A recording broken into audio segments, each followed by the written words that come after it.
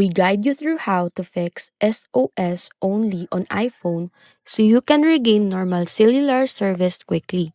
First thing you need to do is check your signal bars and make sure you're in an area with proper network coverage.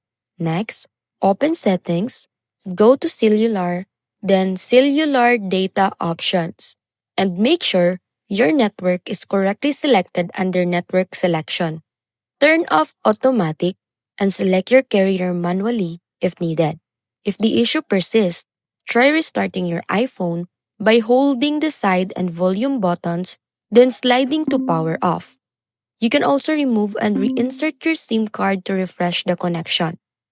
If none of these steps work, update your iPhone to the latest iOS version via Settings, General, Software Update, and then, after following these steps, your iPhone should exit SOS only mode and connect normally to your cellular network.